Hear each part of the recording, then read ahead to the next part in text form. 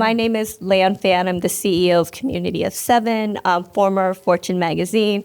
I'm so excited for today's talk on family, sisterhood, and entrepreneurship with the amazing Brie Garcia. Oh, thank you. Since we only have 30 minutes, I'm going to go straight to the chase. Brie Garcia, formerly known as Brie Bella, is a co-host of the Nikki and Brie podcast on Sirius. She's a television personality, a New York Times bestselling author. Yes, a WWE Hall of Fame inductee. You might know her as a half of the Bella twins with her sister Nikki, where they entertain millions around the world in a male-dominated wrestling ring, breaking down barriers and giving hope and inspiration to a generation of young girls and inspiring wrestlers. So, Brie, what I find so amazing about you is not just that you are a legend in the wrestling industry, but that you've inspired millions around the world, that you have, in addition to being an international superstar, that you are an advocate for women's rights and the environment. And you also have two amazing kids, Birdie and Buddy, with your husband, Brian. So, I think about the chances of being an identical twin are less than 1%. And you've broken barriers, growing up in Arizona, to a Mexican-Italian parents, right. And then, going into sports, and then, being one of the most celebrated WWE personalities. How has your identity as an athlete evolved since retiring from wrestling? And what's life been like after sports and the wrestling world? Yeah, it's really interesting. And I feel like all athletes deal with this, especially athletes in the spotlight. It's the minute you retire, you do. Okay.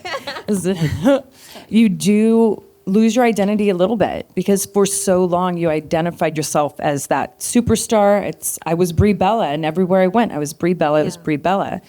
So it was a big transition, but it was a really beautiful one. I feel like for my fans, they have to see me evolve, because in life we all evolve. Yes.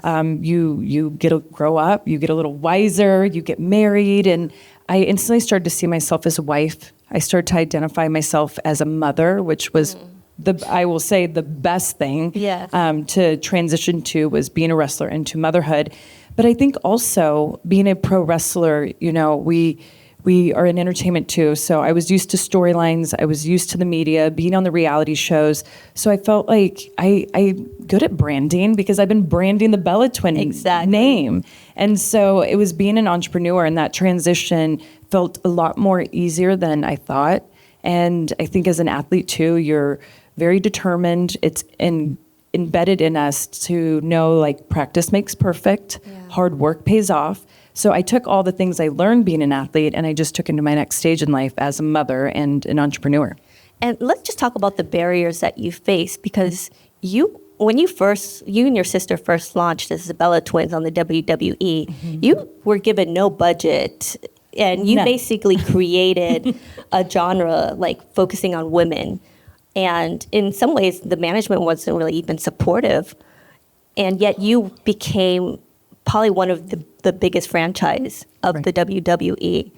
I mean, pat yourself on the back. That's amazing. Thank you. That means a lot. It's crazy, because I feel like what helped me in those moments was being an identical twin, being that lucky 1%. And it's because I always had someone supporting me. I had someone always watching my back. And I feel like in a world, especially when it's a male-dominated industry, and being really, there was only 20 females, you can say, on the roster compared to like 100 men, and that one spot, there was a lot of moments where you're demoralized, you were really down, but I had my twin right there to be my strength, to encourage me. And her and I were the types, I don't know if this being Mexican, Italian, and Scorpio, but I didn't like the word no. Yes, I love So that. we helped each other, and we literally kept each other on track with our mission and our goals, because we were like, I don't know if you're feeling this, but I'm actually not okay that our match got cut. Like, I'm actually, I don't like that we're treated differently than what the men are. Like, it's actually not okay. And it was nice to have her be like, you're right, it's actually not okay. So what are we going to do about it? And I feel like that's why Nikki and I we're at the forefront of the whole women's revolution at WWE. And you're 100% correct when we put our lives out there for total divas and the negative backlash we got in the backstage, the people not being supportive. And we're like, all we're doing is bringing more females to wrestling, more eyes. I don't see that as a punishment. But for us, it was what I love about, I call it the OG cast, the first women who really put themselves out there. We didn't care because our mission was to open up the door for women's wrestling. And I, every day, am so grateful for Total Divas and the E! Network for giving us that platform to letting people actually care about what women do at WWE. I love the fact that you paved your own path, and which brings us to the Nikki and the Brie Show on SiriusXM.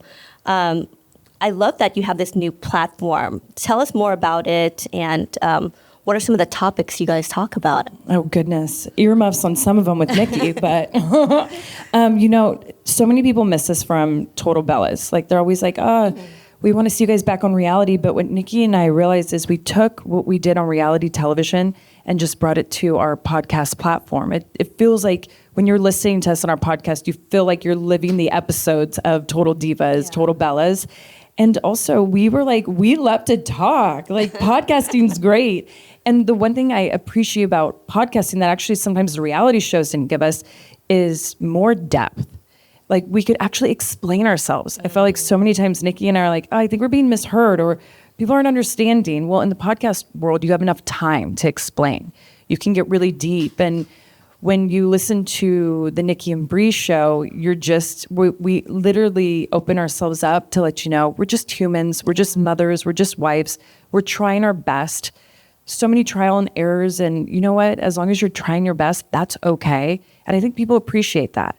Like, I'm not gonna be on the podcast and say everything's so perfect and great, because there's some weeks it's not, and we're open and honest about it. And I feel like that's always worked for Nikki and I. We've been successful in everything we've really done because we've been just authentically us, and we haven't apologized for it. And I think that's what's so great about our podcast. So what are some of your goals for the podcast kind of moving forward? Yeah, well, Nikki and I mean, we have a lot of goals. You have to see our vision boards. I mean, we have like 5 different ones. But our big thing for the Nikki and Brie Show is, as a WWE superstar, I was able to travel the world and see all our different fan bases. Like, we were a global brand, and that's what we want to do with our podcast. We want people to globally tune in and feel like one of us. I feel like Nikki and I are so relatable, and we want growth in that way. So whether it's, bigger advertisers coming in and supporting us, sponsoring us when we go on tour, because Nikki and I, we're going on a world tour, we're going to be like the Rolling Stones out there. And so we want to see that, and just to keep growing our audience, I want people to tune in and be like, wait, who are they? What have they done? To not even know who we are, not to even know our wrestling career, us from the reality shows, just bringing in a new audience who just heard us, they agreed with us, and then we keep them as a loyal listener. I love that. What are some of the dream brands you want to work with? Let's manifest it. Let's do it. So my sister always on the podcast will joke and call me a Pinterest mom, and I so am. And I was like, I feel like Pinterest should come on, because I get all my arts and crafts ideas, kids' snacks. Like, I do everything off Pinterest, even put my outfits together. I know some folks there. I can introduce you. Okay, please do. So good, manifested. And, there's so many different brands I feel like Nikki and I relate to. Like, I'll be honest, I'm a girl. I like to party and have fun. I also like hydration. I like to work out. Yeah. So I feel like, it's with... And also, like you said, environmentally. So Liquid Death, I saw them the other day. I was like, hey, me, please. Yeah. So any brands that just speak to who Nikki and I are.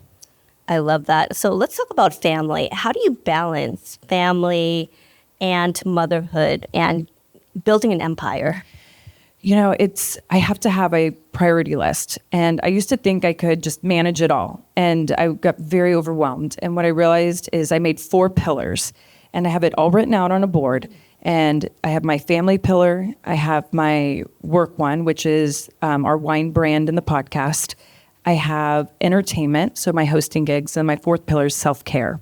And I have all my goals written underneath them. Mm-hmm. So about Sunday evening, I always look at my week, and I'm like, what is the most important this week? Who needs my attention the most? Kids are always first. So no matter what. And I kind of go from there, and I'll tell you, like, I'll look at a Monday and I'll be like, okay, I want to drop my kids off at school. I want to go get an hour workout in because that's important for me. It gets my, everything starts flowing. I feel good. Then it's what meetings are important. And right now, my wine brand has been taking up a lot of time because we just opened up a tasting room. Or my sister and I will go and we'll meet and we'll start to throw ideas for this week's podcast. But I really have to write everything out. I have to visually see it. And it has helped me just actually be more successful, but also have more time for myself. Yeah. So let's talk about your husband. How do you, because he's a wrestler. He is. Right. Yeah. Is that how you met? For AEW, we did. I told myself when I was in the wrestling business, I'm like, I will never date a wrestler. I will never marry one.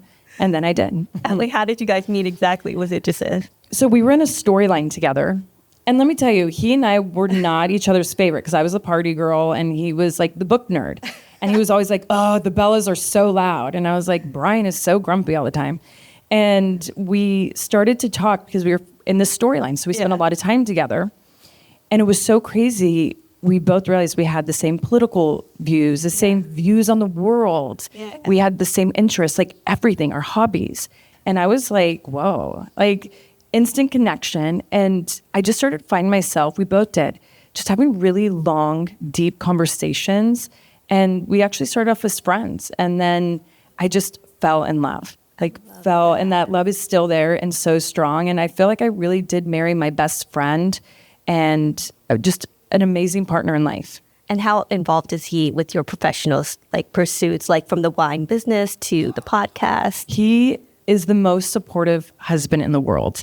And when I was someone who didn't want to marry a wrestler, and I'm so happy I did because the wrestling business is tough. And there's this certain lingo we have. It's like carny language.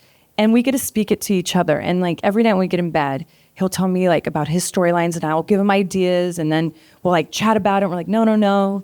And then he'll be like, I was listening to this one podcast and they were talking about this. And I think it'd be interesting if you and Nikki talked about it. So like we're always trying to better our careers. And it's so nice to have someone like that. That's so amazing. And I think you're going to London soon with him, yes. Right? I am going in August. Pray for me because I'm taking my 4-year-old son. It'll be his first time being on an 11-hour flight. Even actually my daughter, too. She hasn't been on that long of a flight. So. Because you're flying from California. San Francisco to London. Yes. Yeah, I told her, I'm like, let's talk about that. So you moved, most people who are in entertainment move to LA or New York. You moved to Napa. I did. I was like, I love LA. But when I was thinking about where I want to raise my kids, and that's, when you talk about just, balancing everything, I was like, priorities are my kids. They're number one. I didn't want to raise them there. And I thought, you know what, I'll make the sacrifice of flying back and forth. But Napa Valley, we have our wine brand there. So I'm by a business. And it's really neat because I'm raising my kids country, but it's chic. Like I go to Restoration Hardware for lunch. I'm like, okay, this is my vibes. Yeah. And it's a quick flight to Los Angeles, but I have been so lucky. We moved there in the pandemic and I feel like it's one of the best things I've done in my life for my family. Did your sister move to Napa as well? Of course. You know it. It's like when we were young, we'd see those twins and we'd always look at each other and we're like, we will not be those twins. We're so those twins, if not worse. Yeah. Like we live right next to each other. We see each other every day. Like people used to joke because we had identical wagons and they'd see us walking every morning with like the boys before they went to school. And they're like, and we kind of wear the same workout clothes. And they are like, you guys twin all the time. And we're like, do we? And we look at each other and we're like, oh my gosh. There's so much power in terms of growing up around family, especially when you have kids. Honestly, my grandfather would tell me all the time, the most important thing in life is family. And you have to always put that first. And I'm so happy he told me that because I honestly feel so lucky. And you're a mom, so everything can go away. Yes. But my child's health is good and my child is safe and with me, I feel like I'm winning. Yeah. And that's such a beautiful place to be. And I think that was, it all stemmed from my grandfather. Well, it tells you a lot about you. And the fact that you've been able to succeed despite that is so inspirational for the folks who are probably watching this right now. Because it's hard to balance motherhood, being an entrepreneur and all this other stuff.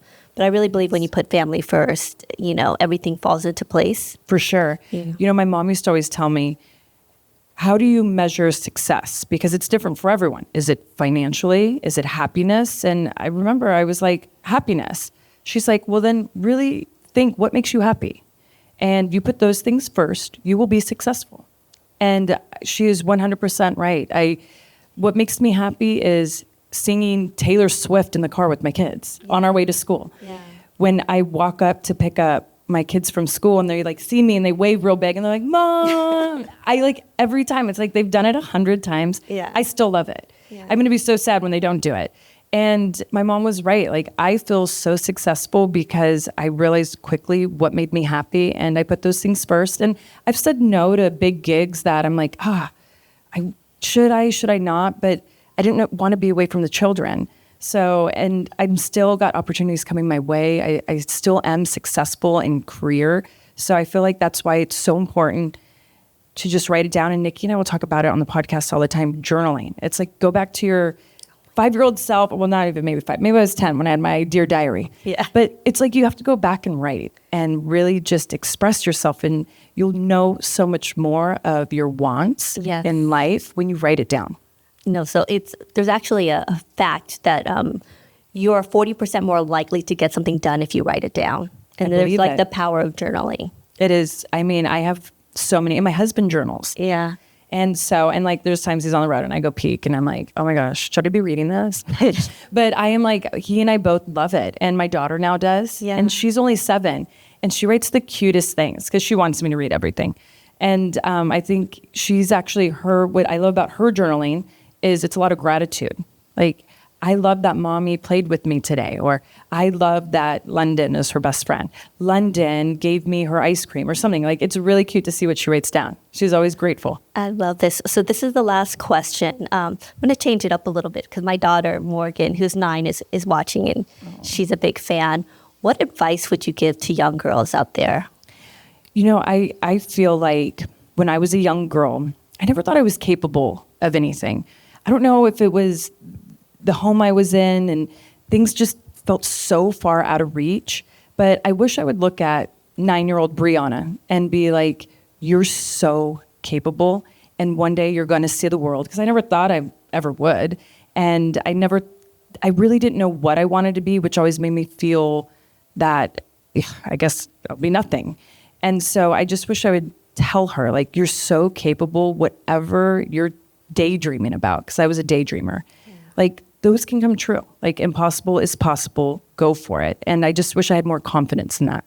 And now you're just conquering the world. It took a while to get that confidence, but when I got it, I was like, I'm running with it. I love that. Well, thank you so much for this amazing talk, and you should be proud. Thank you. Thank you. Thank you.